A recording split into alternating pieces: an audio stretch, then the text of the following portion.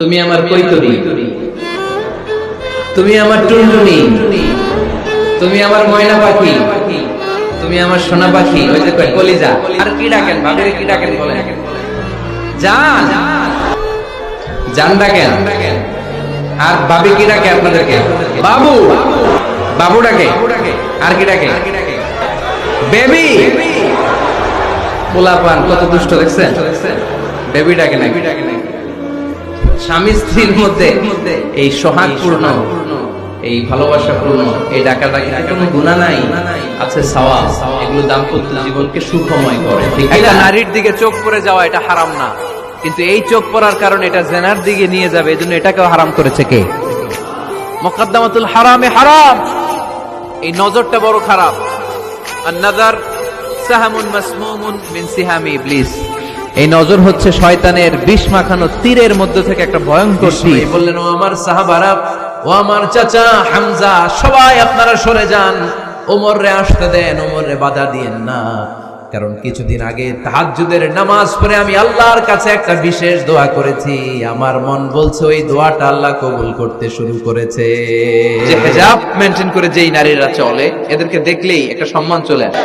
আপনাদের সম্মানটা আপনারা রাখবেন। বিষ্ণু বললেন, যুহুরুন নিসাল কাসিয়াতাল আরিয়াতাল মাইলাতাল মুমিন। কিয়ামতের আগে পোশাক পরিহিত উলঙ্গিনী নারী বের হবে। এই নারীগুলো জান্নাতে তো প্রবেশ করবেই না, জান্নাতের ঘ্রাণও নাকে লাগবে না। আর জান্নাতের ঘ্রাণ 500 বছর দূরের রাস্তা থেকেও টের পাওয়া যায়। এরা নারী স্বাধীনতার কথা বলে, নারী আন্দোলনের কথা বলে, এরা নারীদেরকে ঠকায়, এরা নারীদেরকে বিজ্ঞাপনের বিলবোর্ডে নগ্ন করে উপস্থাপন করে। রাস্তা দিয়ে হাঁটি, চোখ খুলতে পারি না। আমার মায়েরা, এরা আমার দেশের মেয়ে, এরা এই 56,000 বর্গমাইলের মেয়ে। এই মেয়েগুলোকে উলঙ্গ ভাবে হাফ নেকেট করে এই সিনেমা হলগুলোর পোস্টার গুলো যে দেওয়া হয়েছে, এতে সম্মান বেড়েছে না কমেছে? কবরে 3টা প্রশ্ন করা হবে। রব কে? ধর্ম কি? এই লোকের নাম কি? মুহাম্মদ সাল্লাল্লাহু।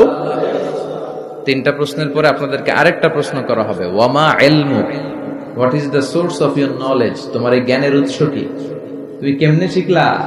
এই 3টা প্রশ্নের উত্তর কেমনে জানলা? আপনাকে বলতে হবে, আমি কোরআন সুন্নাহর আলোকে জেনেছি। চিল্লায় বলেন ঠিক। কিয়ামতের আগে মারে ভুলে যাবে, মাকে ভুলে গিয়ে স্ত্রীর পেছনে পেছনে দৌড়াবে। খবরদার, খবরদার। আপনি নামাজি হতে পারেন, মুসল্লি হতে পারেন, হাজী সাহেব হতে পারেন, কিন্তু মা যদি বদদোয়া দেয়, আপনার সব শেষ, দুনিয়াও শেষ, আখিরাতও। বিশ্বনবীর মসজিদ ছিল, বুখারীর বর্ণনা, ওয়াকানা সাকফুল মসজিদে জারিদুন নাখাল। বিশ্বনবীর মসজিদে নববীর ছাদ ছিল খেজুর পাতা দিয়ে তৈরি, ডালা দিয়ে তৈরি ছাদ। আর মসজিদে নববীর ফ্লোর ছিল বালুর ফ্লোর, বৃষ্টি হলে কাদামাটি হয়ে যেত। বিশ্বনবীর সাহাবীরা বর্ণনা করেন, রাআইতু রাসূলুল্লাহ সাল্লাল্লাহু আলাইহি ওয়াসাল্লাম ইয়াসজুদু ফিল মাই ওয়াত তিন। কাদামাটির উপরে বিশ্বনবী সিজদা দিচ্ছেন, নামাজ পড়ছেন। কিয়ামতের আগে ইয়াতাকারাবুজ জামান, সময়ের বরকত কমে যাবে। 1 বছর মনে হবে 1 মাস, 1 মাস মনে হবে 1 সপ্তাহ, 1 সপ্তাহকে মনে হবে 1 দিন। যে গত বছর ওয়াজ শুনে গেলেন, এই বছর আবার আসলেন, আপনাদের কি মনে হয় যে 1 বছর চলে গেছে?